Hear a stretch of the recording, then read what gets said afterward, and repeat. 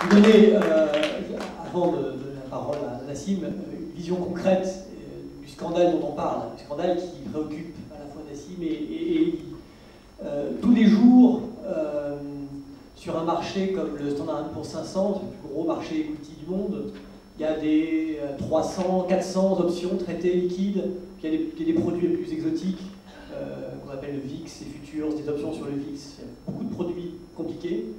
Et notre boulot, mon boulot, c'est de mettre en place des modèles qui peuvent avoir 15, 20 paramètres, qui calibrent, c'est-à-dire qui rendent compte de tous ces prix, de ces 600 objets. Et ce modèle, invariablement, est une représentation du monde en termes de probabilité. Donc le méchant canard, le mauvais canard que décrivent à la fois Eddy et Ray.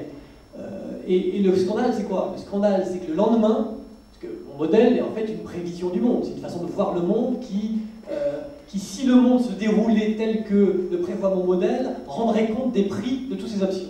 Or, invariablement, le lendemain, mon modèle est toujours faux. Est toujours faux.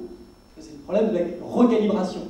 Hein, c'est-à-dire que, comment, c'est un peu insupportable et scandaleux, les gens me payent pour ça.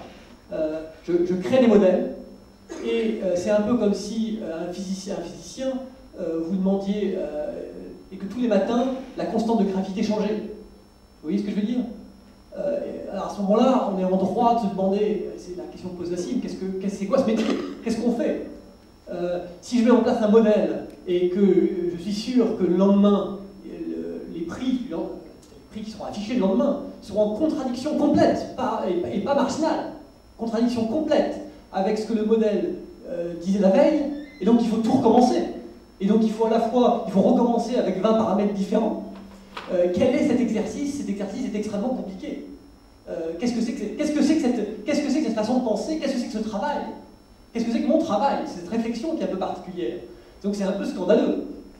Et c'est ce scandale, je crois, qui est à l'origine de la réflexion de Nassim, qui dit qu'est-ce que c'est que cette histoire, hein? Qu'est-ce qu'on est en train de faire? C'est que ces gens qui mettent en place des modèles qui sont sans arrêt contredits, est-ce qu'on ne serait pas mieux de tout arrêter? Ou la réflexion d'Elie qui dit tu travailles, tu as un travail d'écriture, tu as un travail tous les jours qui doit recommencer et qui tous les jours recrée une vision du monde différente. Qui a trouvé dans une métaphysique importée depuis la philosophie spéculative la plus moderne, la plus avancée, le fondement de cette